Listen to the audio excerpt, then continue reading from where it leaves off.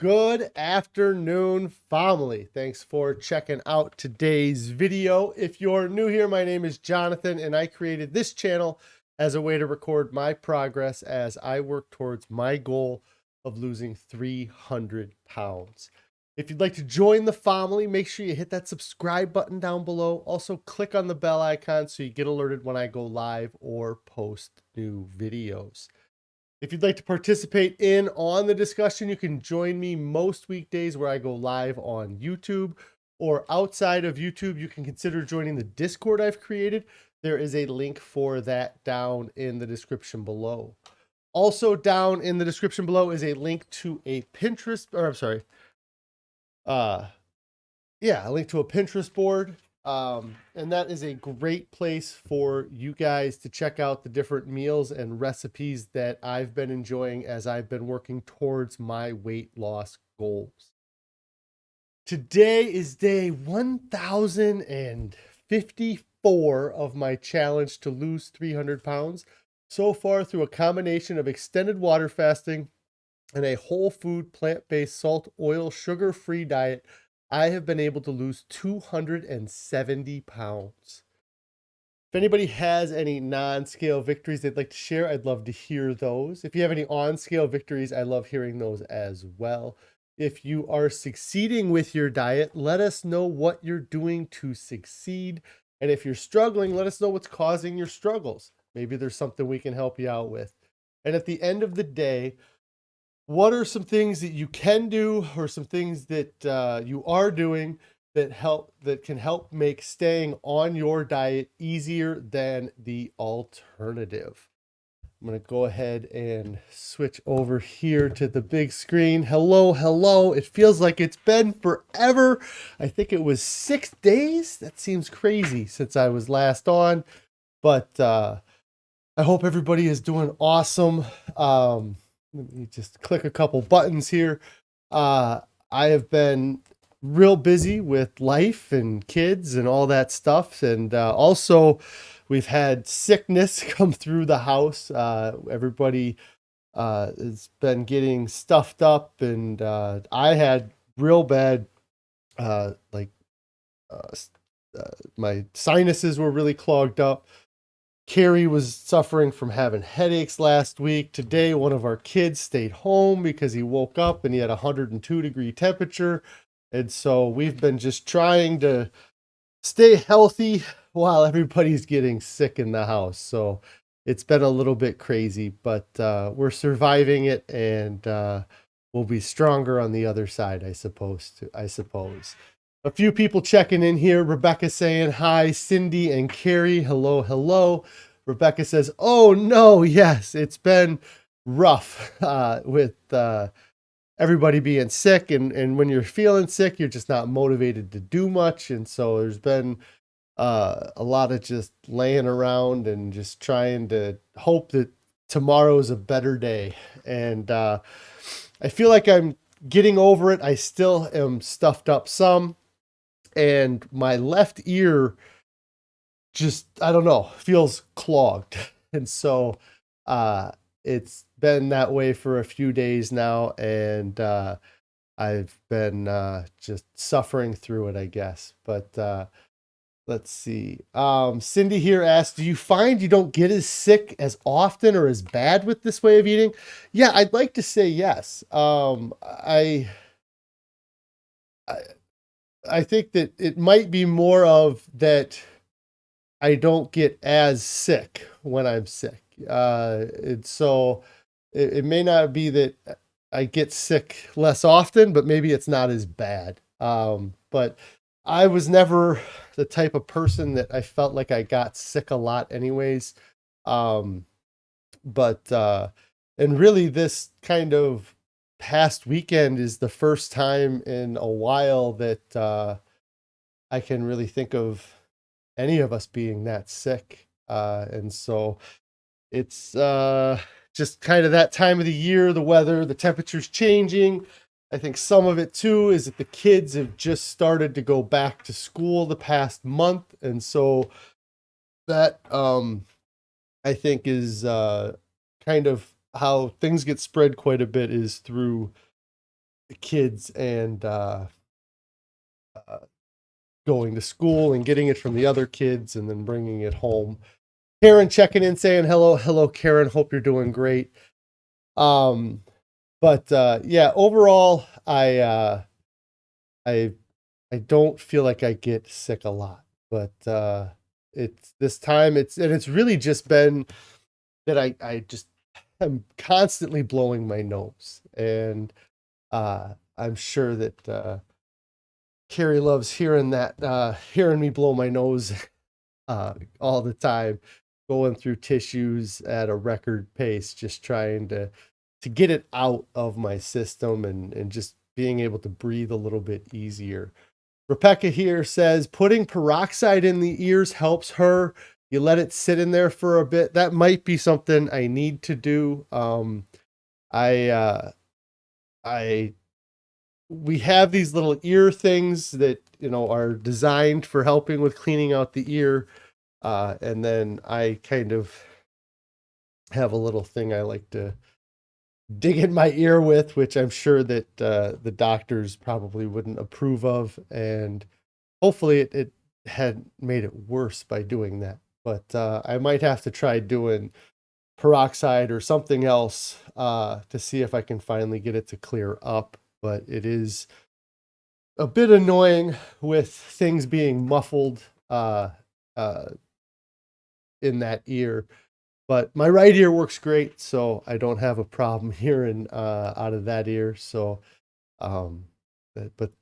when Carrie asks me to do things and I don't hear her, I have an excuse now. So, anyways, yeah, it's been a while since I've been here. I hadn't really thought of it, but I wasn't able to go live yesterday. My son had a sporting event that we went to, or that I wanted to go and watch, and so I wasn't able to go live, and just life's getting busier and busier every day with the as the kids get older and get more into different activities and things like that. So I'm sure there'll be a few more times in the next month where that gets in the way of me going live, but I am here now. So if anybody has any questions, I'd love to answer your questions, or if anybody has anything they want to say, let me know.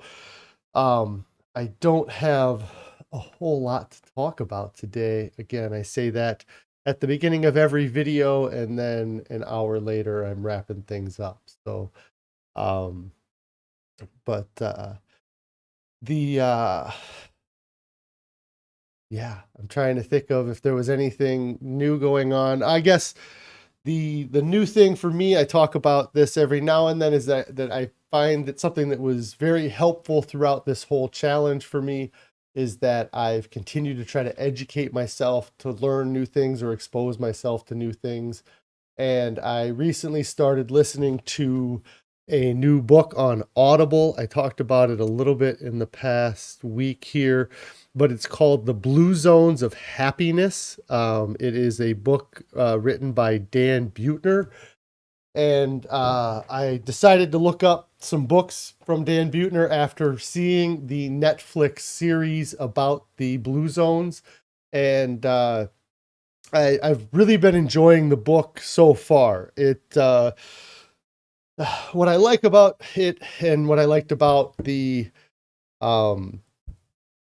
Netflix series, is it wasn't necessarily all about diet, and he seems to tie longevity and happiness together. And so it really kind of makes me try to find ways to incorporate the other aspects of the book into my life. There's a lot about increasing your social time and your activity, and just it's not just a focus on diet. It's just a whole bunch of things that contribute to overall happiness. And So as I'm listening to the book and he's talking about different things you can do, I'm trying to think of, how can I incorporate those things into my life? How am I already doing some of these things? And just kind of trying to increase my happiness. But yes, let's see here. Carrie says I let me see. Carrie ended up, you got accidentally blocking Karen here. Let me see if I can see some of the comments that she had messaged. The last comment she had made there was, glad you guys are heading in the right direction, except for the 102-degree fever. That is, yeah, I hope that he's doing a little bit better now than he was this morning. But my son's such a trooper. He's doing cross country right now. And yesterday in the morning, he kind of mentioned that he wasn't feeling great, but not bad enough to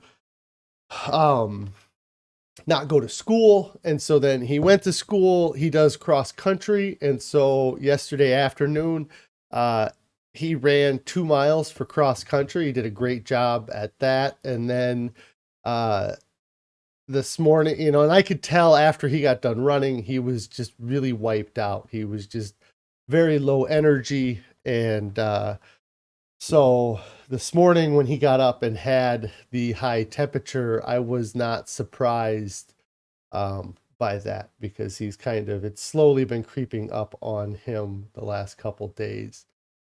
See, Carrie here says, losing your sense of smell and taste makes sticking to the diet extra easy. No overeating. Yes, it is been something where, yeah, I feel like I've lost a little bit of taste. Carrie definitely has been saying that she hasn't really been able to taste things. And so dinners have been bland the last couple days. Actually, dinner's actually probably been overly spiced the last couple days in order to actually taste something. We ended up having mega veggie chili last night and had to put some extra chili powder in it to get the spice. Let's see here. Cindy says, did you read about the new blue zone? I'm not sure if I know about the new blue zone and how the Okinawan Centurions are less and less because of how the standard American diet is so prevalent. Yes, that was something I feel like he mentioned in the Blue Zone miniseries that was on Netflix. They may not have directly said it, but they definitely were showing how, I'm pretty sure they mentioned that Okinawa specifically was running into issues because of the huge influx of the processed foods and that kind of standard American diet is getting introduced in that area. The other place that they talked about in the documentary that they were running into some of that, I think, was also down in Costa Rica. There's that peninsula on the west side of Costa Rica where there is that blue zone, and that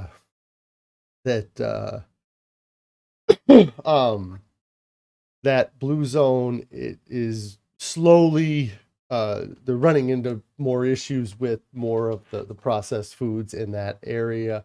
And then Cindy here says the 6th blue zone is in Singapore. Yeah, I don't know. I think that might have been in the documentary too. I'm not sure, but gosh, what was I was just watching something on that. It had to have been in the documentary where they were talking about how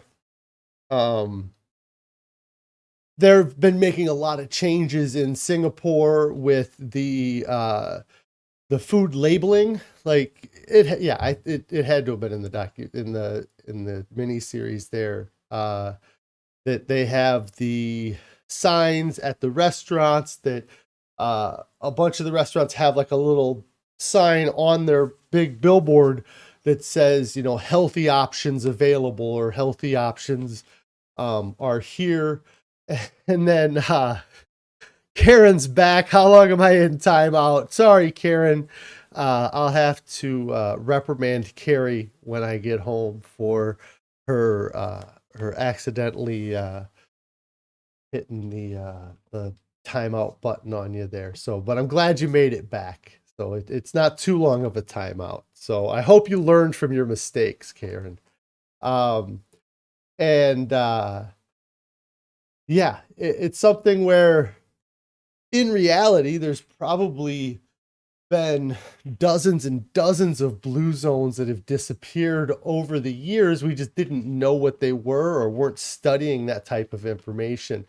But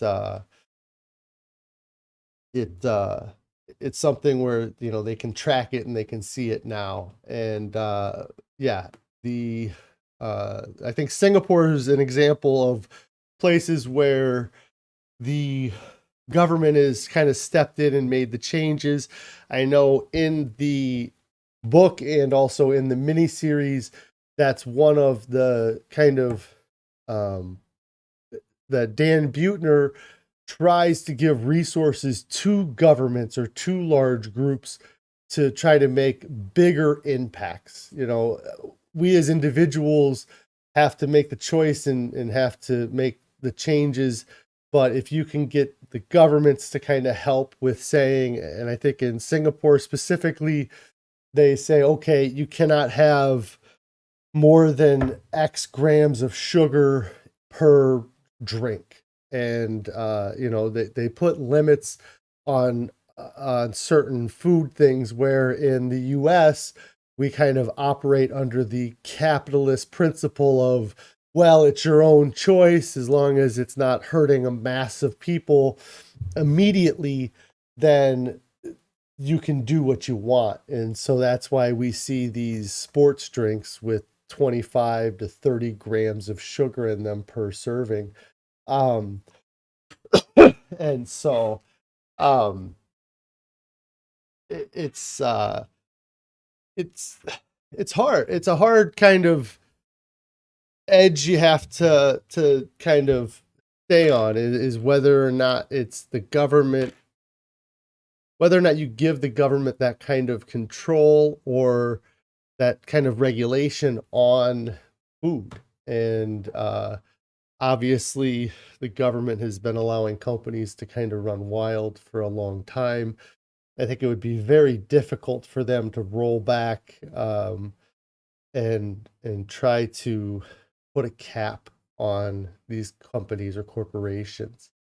Matthew here says it's incredibly sad that there are less and less areas that you can completely avoid the standard American diet. Yeah, I mean, it's an everyday kind of temptation that we run into here. It's impossible living in the US not to be just influxed by the thing, the processed foods and the salt, the oil, and the sugar that that we seem to consume in excess. And and it was something where he kind of mentions it in the book here, that there was one community that he was working with in southern Minnesota to kind of make changes, and it might have been in that miniseries too that they showed kind of how they were able to help increase the overall life expectancy, kind of, or it was they had like a test to kind of give a measurement of like what health level people were at, and that they were able to increase people's overall health within a year, as long as they kind of stuck with the programs that he was saying that they needed to introduce. Carrie was doing a little bit of research, and there was a brief moment, I think, where the state of Iowa, which is where I live and am from, that they had a chance for getting, into the blue zone or trying to have some blue zone areas, but it seems like that kind of faded away or didn't kind of last very long. And I'd love to see, the Iowa become a blue zone, but I don't think we're going to see that anytime soon with how things are going. But I think he did mention in the book that they were able to take, and just through some changes that one of our previous governors did back in the early 2000s, that they were able to kind of move Iowa up in the state rankings as far as healthfulness. And now it seems to be going in the opposite direction here. So, and it's really hard,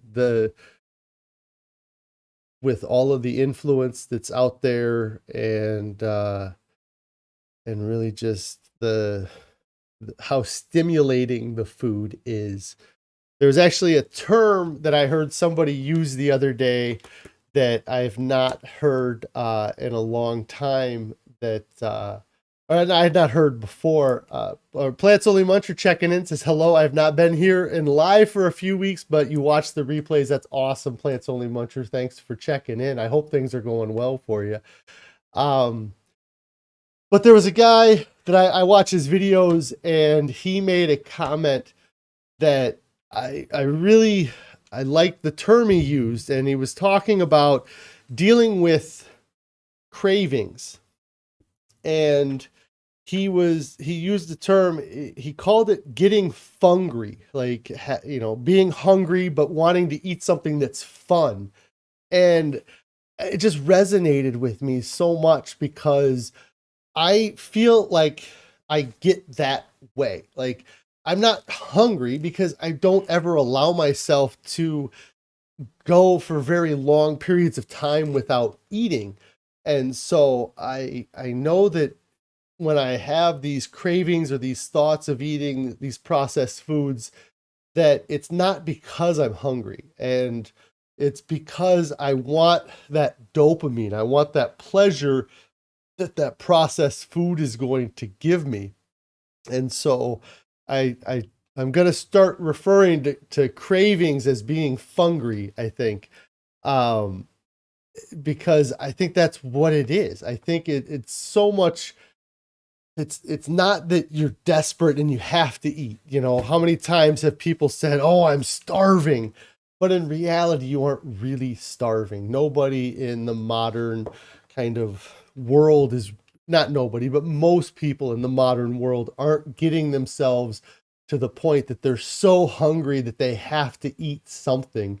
And then, really, from my own personal experience, from when I started this channel and I did the water fast, is that I was able to get through 40 days without eating, and I was never so hungry that I had to eat something, that it was just, I never got desperate to eat something. And so I don't think that we allow ourselves to get to the point where we're truly hungry, that we need to eat something. Now, there's obviously, that's, I guess the only caveat, and there's probably more, but if you have like a blood sugar issue or a diabetes issue, that might be something that's a little bit different. But for me, I'm never so hungry that I can't wait until there's a healthier choice available to me. And it's something that, people use the line with their kids, or, it's, if you're that hungry, then eat carrots. So I don't want carrots. Well, then you're not hungry. You're just trying to find something that is that's stimulating. And so you're fungry. You're not hungry. And it's been, it's really just getting past the mindset of that cravings being something that your body isn't craving that food because of something that food is going to give you. Well, it is, but you're craving that food because that food's going to give you that dopamine hit that you're looking for. And you have to get past that. You have to be like, okay, if I'm not willing to eat celery and carrots, then maybe I'm not that hungry. And so, I just heard that term the other day. I thought it was an interesting term I had not heard before.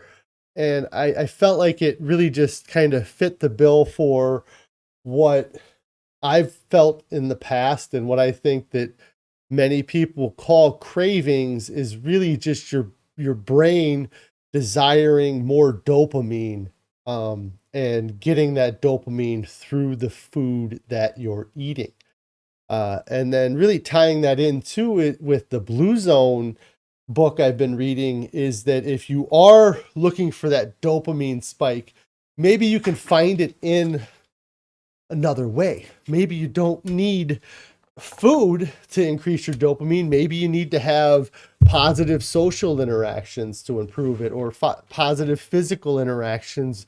Go out and garden, or go out and do a project in the yard or in the house, and get your dopamine from the satisfaction of completing those jobs or being part of a social event or things like that.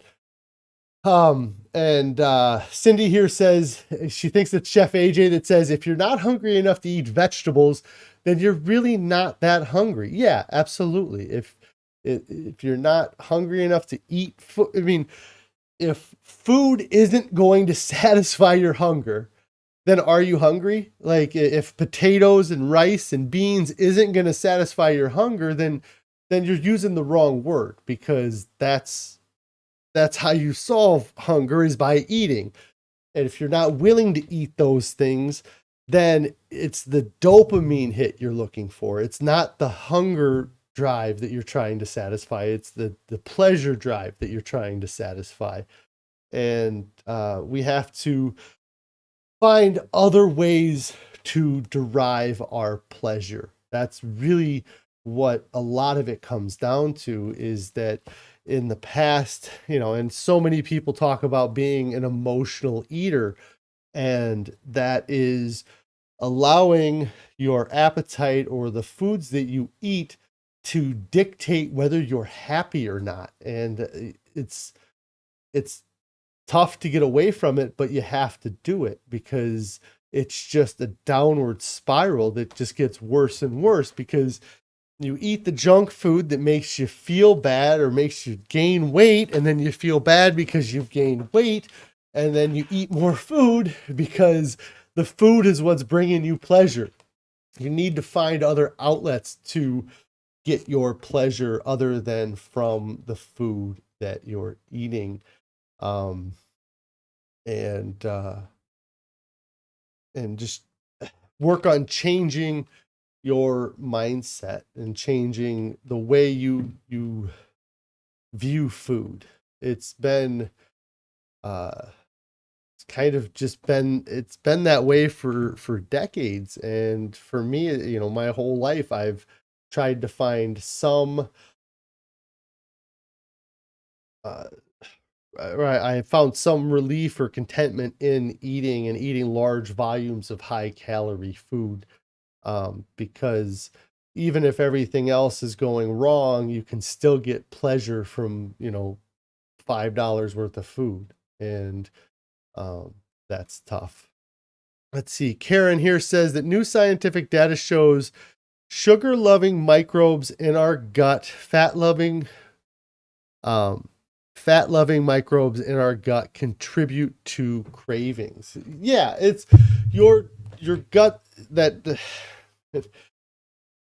something I never really considered or even understood, and still don't really understand, is that there's a whole universe of microbes in our stomach that when we feed ourselves, we're feeding that gut bacteria, and then that gut bacteria then breaks down the food and helps our body to digest the food. And so those microbes are sending signals to your brain, and then you can change the content of those microbes. So when I was 520 pounds, those microbes that were, craving the fat and craving the sugar were plentiful, because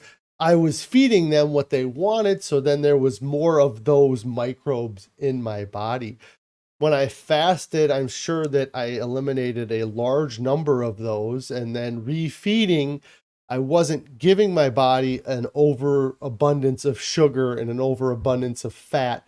And so those microbes don't come back as well, or as they're not as large of the there's not as large of a percentage of the overall microbes that were in my gut, or that are in my gut. And so I can see where that kind of has a push. The more sugar you eat, the more the sugar the sugar microbes in your body produce, reproduce or expand or become a bigger percentage of the overall microbes.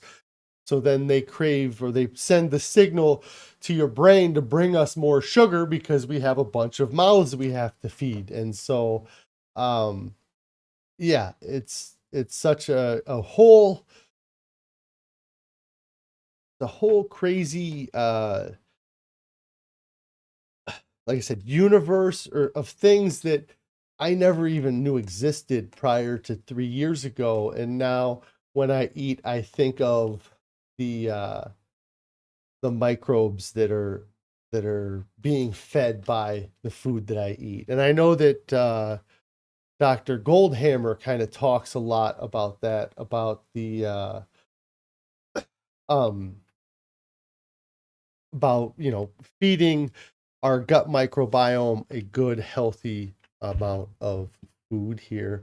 Karen here says that we are gardens of microflora. Yeah, it's, again, I didn't understand that. I really, maybe in my mind, just kind of assumed that we are that we had stomach acid, and that's how we broke down the food, was with our stomach acid, and that's part of the process. But it's so much more complicated to that than that. And I didn't really think of or understand like how our bodies absorb the energy that we get from the food, and that happens in our intestines, and it happens through the food that's in contact with our intestinal lining. And when you eat foods that are highly processed and have the fiber removed, or are in liquid form, then your body's going to absorb all of that, or it's going to be able to absorb so much more of those calories than it would if you were actually eating the whole food. And so that's why I feel like eating a whole food diet is so important, because it helps to slow down the amount of calories that our body can absorb. And it also, I feel like, gets us much more or much closer to how our ancestors ate, or how we used to eat. Gene here says, hello, I finally made a live. That's awesome to see you, Gene. I hope things are going well for you. Um, and yeah, I hope you're doing great. I'm glad you were able to check out a live. And if you have any questions, let me know. But yeah, just wild. Kind of all the things I feel like I've learned, or what I've, the new things that I've been exposed to since I've started this, and been opening up myself to reading more books, and understanding more things. And so, um, but yeah, I think I got on this because I'm reading the Blue Zones of Happiness by Dan Buettner. And me and Carrie, after watching that mini series, kind of talked about, what are some different things we can do to kind of increase our overall happiness, which hopefully increases longevity. I really feel like that's one of the things that Dan Buettner ties together, is that happiness and longevity seem to go hand in hand. And it's something where we were talking about that kind of stuff, and then we got sick, and kind of just been stuck in our house being sick for the last few days. So yeah. And trying to think of what else I had going on from this past weekend. It wasn't anything too crazy. I think I was, yeah, I'm not sure. But what was the title of today's topic here? It was becoming the best version of yourself, I think. And that's something that, again, it's a happiness thing. I was talking to somebody the other day, and there's a friend of mine that's overweight, and they were complaining about, some pains that they were having. And um, it's something that uh, there's such a difference in me now at 250 pounds versus me when I was 520 pounds. And the aches and pains and things that I had at 520 pounds, they haven't, some of them have gone away completely, but there's still some lingering things, or there's some things that I know could feel better. And I I'm so amazed at, like, I always thought that losing the weight would help with those things, but I don't think I really fully grasped it, was able to grasp it until I'm kind of at the point where I'm at. And that the idea of even trying to carry around an additional 270 pounds is crazy. Like, I don't know how I did it. Like, if somebody had a backpack or a fat suit in front of me and said, hey, this is going to add 270 pounds to you, go ahead, throw this on and then live your life or try to do something normally. And I couldn't do it. I don't know that I could even carry around 100-pound sack for a long time without it uh, draining me of all my energy. And then I look at where I'm at now and where I want to get to. My goal in this kind of, my initial goal here is to get down to 220 pounds. But in reality, I don't think there's anything keeping me from getting under 200 pounds or even pushing down, into the 190, 180 range. And when I get down to 190 pounds, let's say, or get down to 199 pounds, break that 200-pound mark, a 50-pound weight is going to be something that would be difficult to lug around and to carry around. But I'm doing it now and I feel amazing. I feel like everything's great. But in reality, that 50 pounds is a huge burden on my body. That it may be a better burden than the extra 350 pounds that I've been carrying around, but it's still something where when I get to that ideal weight, I'm excited to see what kind of difference that makes in my day-to-day life, just being able to get up and do things. I'm not super motivated to go work out and run now. And if I get down to the 199 pounds, how much easier that is going to be to do. If I were to strap on my shoes and go and try to run a 5K right now, I'd probably take 50 minutes to get a 5K done, or even an hour. But at 200 pounds, it's going to be so much quicker. And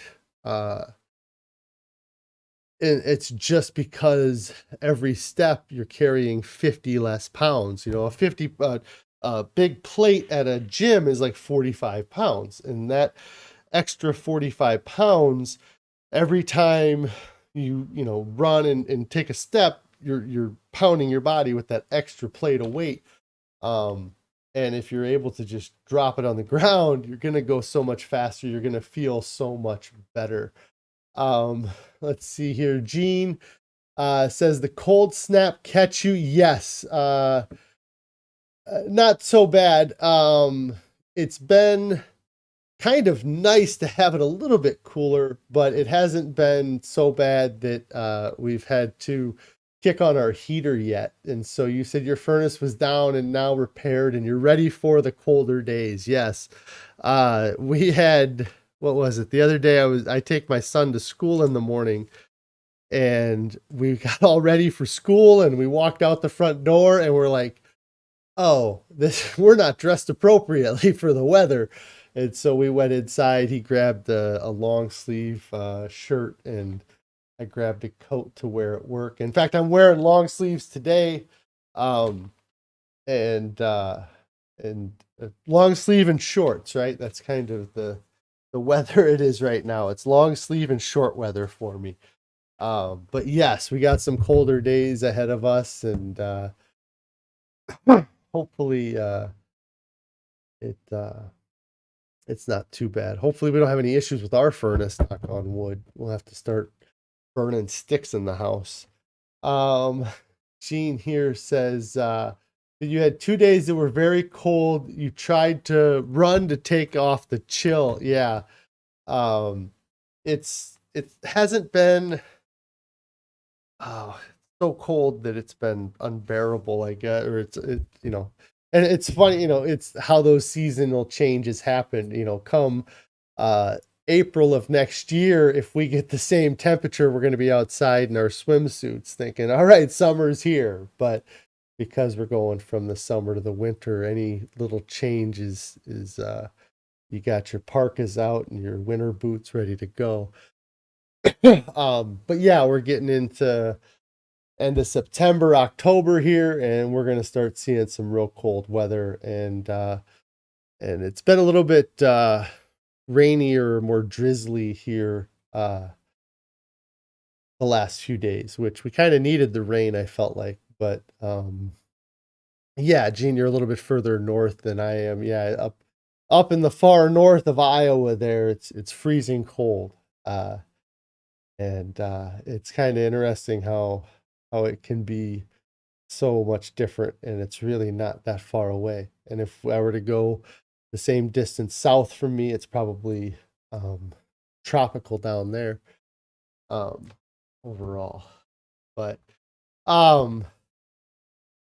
yeah, I was just thinking about becoming the best version of myself and how much better things are going to be, and how much better things are now versus how they were when I was at my heaviest. And I'm excited to get down to actually being a healthy weight and finding a way to get there. Like, is something that yeah, I mean, it's crazy to me because I am at a weight now that I never considered ever getting to, because from the time I was 18 years old, I was over 300 pounds. And so, really the goal my whole adult life has been to just get under 300 pounds. And now that I've gotten under 300 pounds and I'm solidly under 300 pounds, it's hard to it's hard to go through that mental shift and be like, okay, well, now I need to change, and 200 pounds is where I need to go. And 200 pounds is a weight I haven't seen since I was in junior high. Since I was like 7th or 8th grade, I've been over 200 pounds. So the idea of getting to being 41 years old and getting down to a weight that I was when I was 14 years old, it just was never a consideration before. And it might be some of what is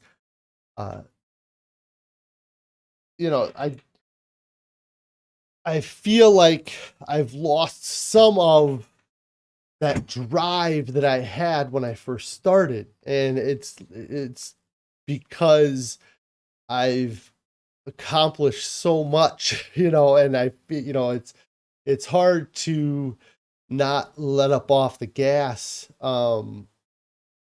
when I've gone, so with how far I've gone, but I need to continue to keep on the gas and continue to push. And then even after getting to my goal, I have to keep on the gas. Like that's that dumb diet mindset, that idea that when I get to my goal weight, I'm going to be able to have these foods that I used to eat, or these foods that are not on my diet now. And it's hard to erase that that mindset. Again, it's 20 or 30 years of that incorrect mindset of having a diet and then having a different diet when you get done. And it's kind of part of the reason why I like my channel name isn't very creative. It's just my last name and then the word dieting, because I am dieting. But we're always dieting. We're all the food that you eat is what your diet is. And so we're always eating, and so we're always dieting. It's just that the word, in society, or when you say the word diet, you think of health diet or a healthy diet. But the term really is just the sum of the food that you eat. That's what your diet is. And that I need to change the food that I eat, and I need to continue to keep that change. And if I don't continue to keep that change, then I'm going to see the things I didn't want to have come back. I'm going to see the excess weight come back. I'm going to see the swelling come back. I'm going to see the risks of disease come back. And I don't want that. I want to change my diet, and I want to keep my diet changed forever. And it's something that the further you get away from that, or the further I get away from that 520-pound version of myself, the harder it is to continue to push to stay strict on my diet and to be compliant on my diet. And so it's tough when you see, and then, you see that success, and then you have to continue to do these things to keep that success. Gene here says, do you try to exercise on purpose? We are having to get back into something more regular. 4 times a week is the plan, but not working out with any regularity. Your goal is to spin bike in the house or walking the dog for a couple miles. I don't. And that's something that the book I'm reading right now, The Blue Zone of Happiness, he talks about how these people in these blue zones, they're active people. They're doing things that are exercise, but they're not necessarily getting on a treadmill or going to the gym for exercise. They have lives that are more active, and they get their exercise just from their overall activity. And it's something that with me, the thing that I probably need to look at more or push more is something as simple as just doing more steps in a day. I have a watch that kind of tracks my steps. And when I was 520 pounds, I had this watch for probably 6 months before I started this, or maybe even less, but let's say 4 to 6 months before I started this weight loss challenge. And it tracked all of the steps that I was taking. And I would average about 3,000 to 4,000 steps a day with prior to starting this. And then I did the fast, and just my day-to-day steps now are usually between 6,000 and 7,000 steps. And I need to probably get the up higher and be pushing closer to doing nine to 10,000 steps a day minimum. And so I'm going to work on that in the next few months, doing a little bit more activity. Like I said, walking the dog, I think, is a big thing that I should probably do more. It'll be good for me and for the dog. And then probably the rest of the family too, because if I'm leaving the house to go walk the dog, then I'm probably going to get a few people that kind of, a few of the kids that kind of participate as well, which also gets them more activity, and feeds into more of what the blue zone talks about is being more active, being more social, and just to help increase the overall healthfulness and longevity. So I am going to try to get a few more steps in. My son is doing cross country, I mentioned, and what I did not know, and I don't know if anybody has ever had a kid that's done cross country, but you can get a lot of steps in as a cross country parent, depending on what you do. Like, I like to try to watch him run, and they kind of do big circles, or kind of they wind through these parks. And so if you can plan it right, you can kind of watch your kid start, and then you can walk across a field or around a corner, and then you can catch them when they're 3/4 of a mile into their run, and then you walk another way, and you can catch them when they're 2/3 of the way through the whole thing, and then go back to the finish line and catch them at the finish line.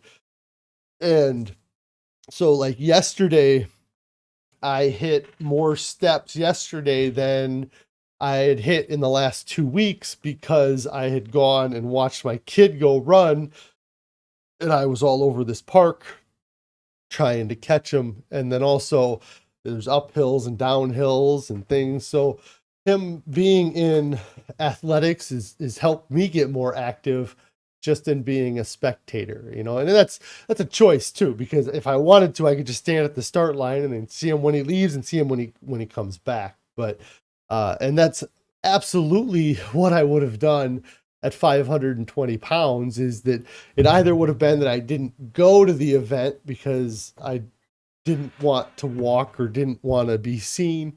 And now I'm going to these events and I'm walking a mile myself, trying to, cheer him on and cheer his teammates on, to go and run here. Ron here says that, he has fond memories of the junk he used to eat to love.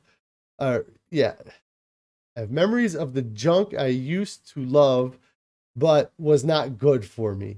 Now that I know it was the reason I was unhappy with my weight, I just do that mental shift of unhappiness with the junk food. Yes, you have to reassign a mood to these foods that you were eating. The fast foods were always the quick, easy, pleasurable foods that I would derive pleasure from those foods. Now you have to drive by those fast food restaurants, and instead of envisioning, smelling the foods and seeing the white smoke coming out of the buildings, I think of that smoke coming out of those buildings as pollution now, or like poison, or like it should be green smoke coming out of these buildings and not white smoke coming out of the buildings. You have to tie the feelings of misery and dread and pain and swelling and sleep apnea and all this other stuff that I used to have. That's because of the processed foods, because of the fast food restaurants. And you have to keep assigning that kind of thought to those foods, or else you're gonna fall back into the temptation of eating them again. And but it takes a mind shift, and it takes a conscious shift, and it takes time to reprogram your brain, because I've been going to McDonald's since I was since I was 4 years old to get a Happy Meal, or to get a toy in the box, and eating processed food, and so it's wiring that happened at such a young age that it isn't going to just fix itself. And I'm not free of it now, even 1,000 days in. I haven't been perfect for the 1,000 days, and it's hard to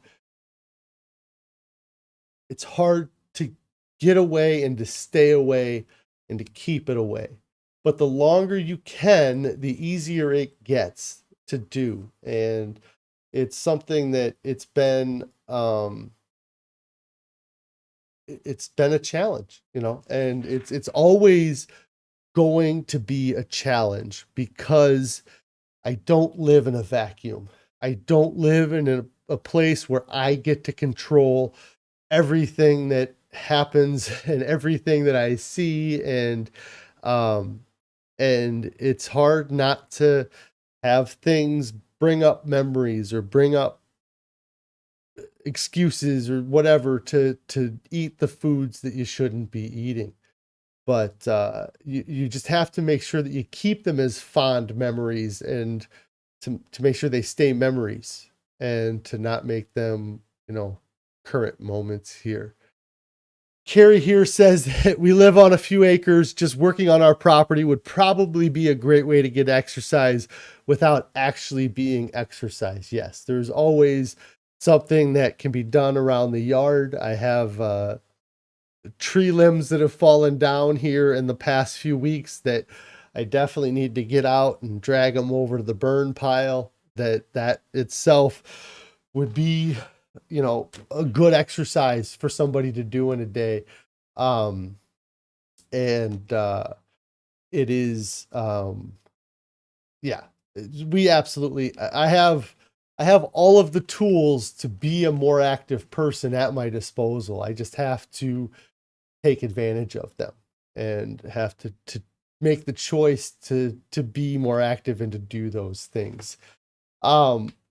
And Gene here says that we joined some active groups around the area. Cycling, snowboarding, cross-country skiing is the newest one. Just reading your comment, I probably should look into that again. The blue zones of happiness, being more social, and it would help. And it's something that I think that we're gonna start doing, but we're just kind of at the beginning of it, because at 520 pounds, the idea of joining an active group, an active club, didn't seem appealing. But now that I've lost this weight and I could go and do something a little bit more. I said snowboarding, you wrote snowshoeing. That, that'd be fun to try to do snowshoeing. And then cross country, there's not a lot of places around here for cross country skiing. I know that some of the golf courses, I think, allow people to do that kind of stuff, and I've seen some different areas, but yeah, that would be an interesting sport to get into, is cross country skiing. I'm going to try to look into it and maybe see if I can find something like that to do, or to maybe even create my own kind of hiking group or something. Would probably be something that would help. So Karen here says that is called marketing. Yes, what these companies do with the food, and just that brainwashing that's happened over years and years and years, you know, like you can hear the just a snippet of these companies theme songs, or like the I'm loving it, you know, like the just the tone of that, you know, like, and then that brings back memories of the foods you used to eat. The uh, when I think McDonald's, I think of breakfast sandwiches, because that's what I used to eat a lot of McDonald's breakfast. And yeah, it's all marketing. It's all trying to get something that's not the food to cause you to think about their food. You know, just hearing the music or seeing the colors in combination together, those things that have nothing to do with food in reality cause you to think of food or eating the junk food. So yeah. And so see here. Yeah. So the marketing, I mean, I talked about this a lot in the, it's been a while since I've talked about this, but one of the memories I have from growing up is we went to the local university, or university that's not very far from us, and we visited the sports arena. And that's where they do their basketball games and their wrestling and their volleyball and things like that, all the indoor sports. And when they were talking about the stadium, they were explaining to us how that the visitors' locker room was painted pink, and that they had intentionally painted the locker room pink because they had done studies that showed that if you were in that color, or an environment that was that color, that it would make you less aggressive, or make you less yeah, it would calm you down. And so they were talking about how smart they were that they had they took these scientific studies on color, and then they used that study to help give them an advantage, a competitive advantage in the sports, whether or not it actually was, worked or not. Even the fact that they were doing something like that would cause the other team to question whether or not that was influencing how they played. So some teams would come in and they would cover the walls with white paper. Like they would have their staff come in and cover the walls so that they wouldn't be in a pink room, because they didn't want them to have an advantage if there was an advantage. And in something in sports, it's that's fine. These are people competing and they're trying to find a competitive advantage over each other. But when it comes to marketing of food, these companies are using those same studies that said, hey, pink calms people down.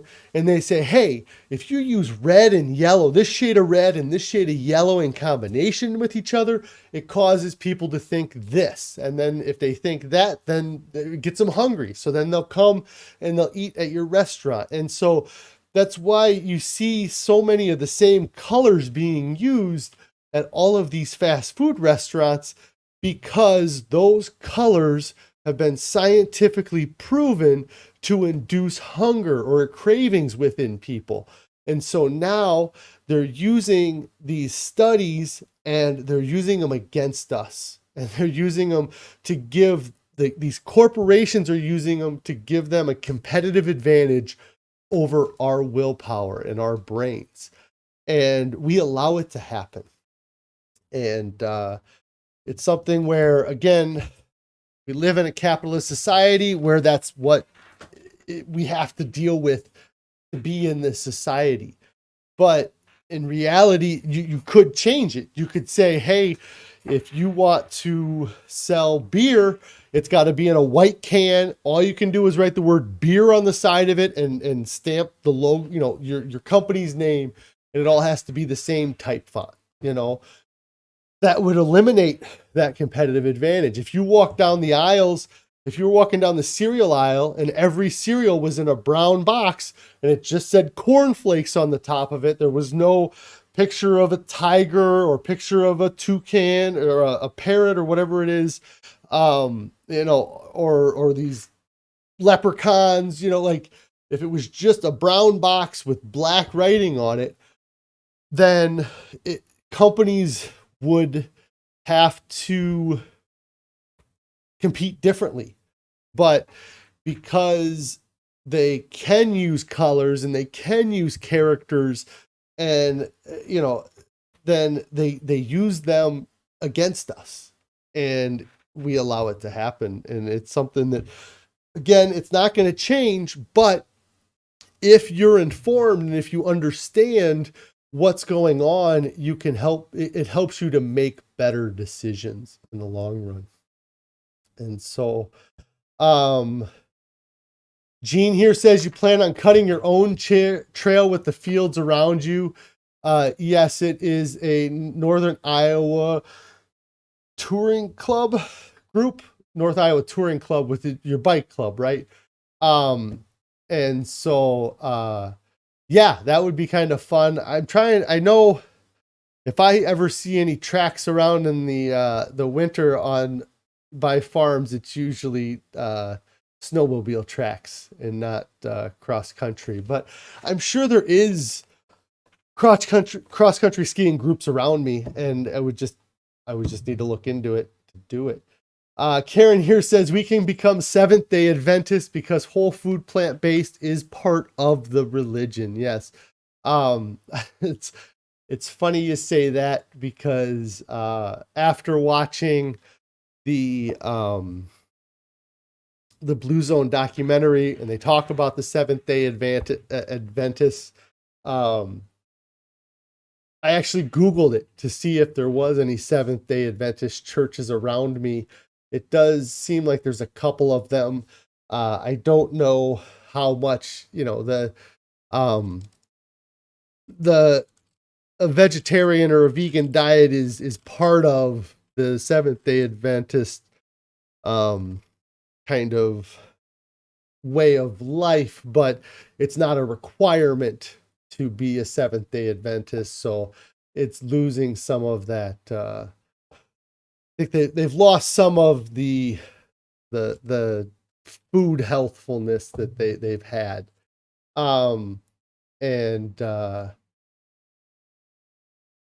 Let's see here. Gene here says we keep up with exercise just to be able to join in on occasion. And then Karen says the only blue zone in the U.S. is in Loma Linda, California, due to the Seventh-day Adventists. Yes, and unfortunately or sadly, you're probably going to see it kind of lose that because it's just so hard to beat out the influence of the modern day here. So Gene here says that me and Carrie could start a Southeast Iowa touring group. Yes. We have enough things that we got going on. I don't need to be leading any more groups of things, but yes, our own little touring club. Yeah, when I think about working out or think about being more active, really the first thing that pops into my head is to go hiking. Like I'd love to get into the woods, go hiking. I might drag my kids out to start doing that here more. And you said it's a workout the kids and the dog would love. Yeah, I yeah, I like hiking. I like getting in the woods and going hiking.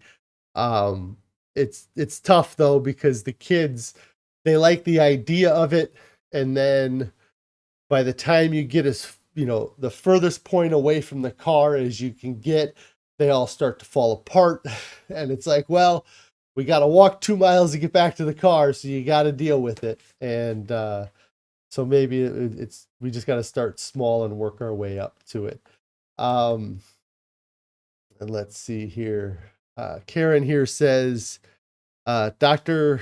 Columbus Batiste converted to Seventh-day Adventist. I'm not sure if I know who that is.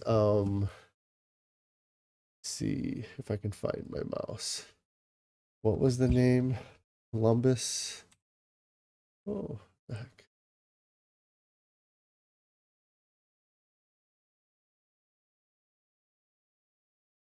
Columbus. Okay, I've seen his pictures. Yeah, I've seen him. He's chief cardiology at Kaiser Permanente, Riverside, and Moreno Valley Medical Centers. And yeah, I've seen stuff with him in it, I think. Yeah, I'll have to look at that. But yeah,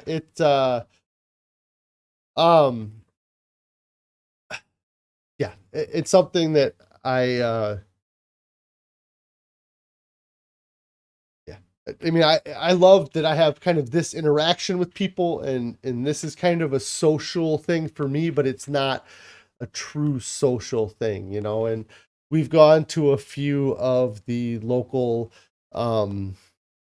Plant Pure Nation pods that I really enjoyed going to those and connecting with those people because it helps to kind of solidify that I'm not the only person in Iowa that's trying to be vegan. And it seems that way sometimes, and it seems like it's such an uphill battle to eat this way.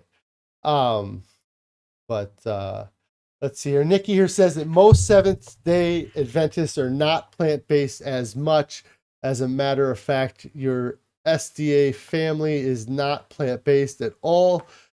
You're the only whole food plant-based in your family, and your kids are not vegan, but they are lacto-ovo vegetarians. Yeah, yeah, it's something that 30 years ago, 50 years ago, 100 years ago, 150 years ago, the percentage of people that were plant-based or were vegetarian in that Seventh-day Adventist was much higher than it is now, I'm sure. And as time goes on, it's probably becoming a smaller and smaller percentage of people, but they still have enough of them that are eating well and doing well that they still are considered a blue zone for now. And I think that the Dan Buettner is trying real hard to create new blue zones, but it's extremely difficult. You know, like somebody mentioned earlier, Singapore is kind of working towards becoming a new blue zone, but it's been because there's been such an involvement from the government and a participation from the companies or the corporations or the restaurants that have helped to kind of foster that environment to create that. But we don't have that in most of the world. It's not, the environment isn't driving towards a healthier life. The environment's driving us towards a much unhealthier life than when we were at. Karen here says that seems to you that you are a missionary on a mission. Okay. And then Jean says that you just had a pod start up in Rochester. It's 1.5 hours from you, and you haven't been able to join in one yet. Yeah, I really liked going. Like I said, I like meeting the people and seeing that there are other people that are trying to eat this way. The last one we went to, they did a great presentation talking about all of the different little restaurants in our area, the little grocery stores and the markets in our area where you could get wonderful whole foods that I never would have really considered. We get most of our plants from Walmart or Fairway or the local, you know, some of the other larger grocery stores around here. But there's really a lot of Asian and Mexican markets that I didn't even know existed before going to that. And so it's been something where just having other people that are eating this way or living this kind of lifestyle, and learning from them has been great. So yeah, if you get a chance to go up there and do it, I would recommend it. An hour and a half would be tough for me to do. I'm lucky that ours is locally and it takes us at most a half hour to get where we were trying to go. Nikki here says, it's funny when you were trying to raise your kids to be vegan, you got the most pushback from your SDA family, and still do, unfortunately. Yeah, it's, that's a whole, conversation that, again, a thing I was thinking about with, there was a thing on Reddit, and then there's a YouTube channel that I follow that there was a like an am I the asshole kind of, it's a am I the a-hole, I guess, thing on Reddit where somebody was asking advice on whether or not, I think it was about allowing their vegan kid to have unvegan foods and kind of the dilemma that kind of creates. And it's tough. It's tough to fight that battle, because when it comes to your kid's health, people have such strong opinions, and they also, I think, have to kind of look at their choices too, and they're measuring your choices versus their choices. And I don't have a problem with pushing our kids to eat vegan, but they are still young, I guess, but I have no,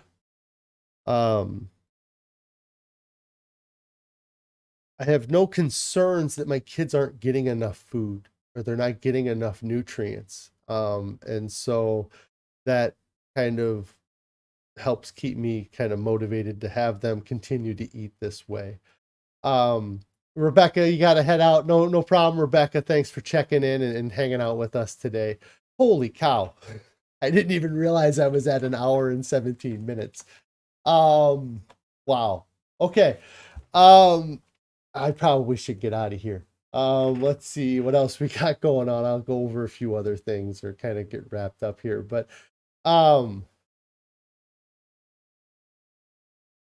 let's see. Karen here says maybe New York will become a blue zone because of Eric Adams as mayor.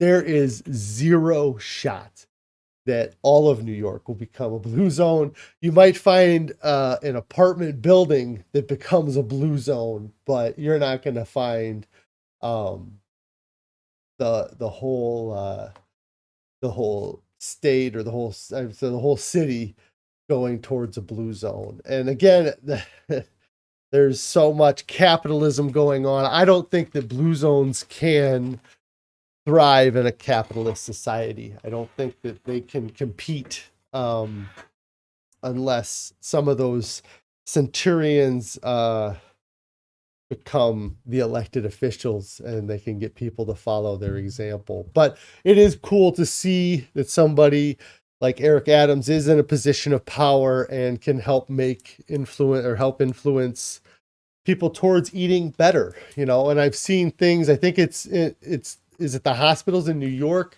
that the default is plant-based foods, and if you want meat, you have to ask for it. Or at least I think it was New York that was what they were doing. Nikki here is responding to Karen about the Seventh-day Adventists. That there's a lot of culture that plays into it. Nikki's family's Filipino, so they don't eat unclean meats. They love their beef, chicken, and their fish. Yeah.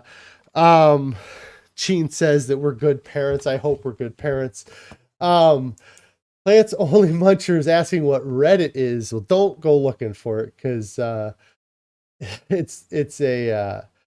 no, it's fine. Reddit is a community thing where people just post different things, and they get likes or dislikes, some, up arrows or down arrows, and the up arrows, that information is broadcast more. It's kind of like a YouTube, but just text, I guess. So, and so Karen here says that Eric Adams has or had diabetes. Yeah, there's a lot of people that I think could help their diabetes with eating a healthier diet. I think that the processed foods is our number one enemy. And again, processed foods are the only thing, like, if you don't process a food, then you can't add a profit margin to it. So in order to add profit to a product, you have to process it. And to get the most profit, you have to do the most processing. And that is what capitalism, what we run into with capitalism, is that if you allow companies to strive for profit, then they're going to do everything they can to make profit. And yeah, it's crazy. So Karen says that Dr. Esselstyn helped with Eric Adams going to a whole food plant-based diet, and his vision recovered because of it. Yeah, that's great. And I love that there are so many success stories, or there's so many stories of people who have helped him get away from diseases like diabetes and heart disease and everything like that. Eric Adams wrote a book about whole food, plant-based, and recovery.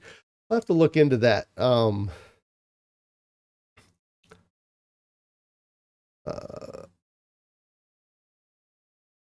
See what his book was, because I didn't know he had written a book, but that might be something worth checking into there. But yeah, what was yeah. Anyways, I'm at like an hour and 20 minutes. That is a lot longer. I think at 3.5 minutes in, I said I didn't have anything to talk about today, and now we're an hour and a half in. So I think I found something to talk about here today. Definitely all over the place, but you can become the best version of yourself. You just have to eat better. You have to live better. I wish I could. Dean Ornish's quote, I think, would probably be appropriate right now. So if you know that, just fill that in right now, if you know who Dean Ornish is. Yeah, I'm going to get out of here. But thanks so much, guys, for checking out today's video. If you're still hanging out, I appreciate it. If you're watching it on the replay and you made it this far, you're rock stars. I should be live tomorrow. Well, I'm not sure. I know my son has another meet sometime this week. I'm not sure what day it is, but I'm going to hop off of here. If you have not subscribed to the channel, make sure you get subscribed to the channel. Click on that bell icon so you get alerted when I go live or post new videos. Make sure you hit the thumbs up on the video as well. It really does help spread this out around and helps more people see how you can change your life with just changing your diet. And if you have not started your diet yet, get started right now. There's nothing coming up that's more important than your health and your overall well-being. And there's nobody that reaches their goals, looks back, and wishes they would have waited. Everybody wishes they would have started sooner. So get started now, guys. I will see you on the next one.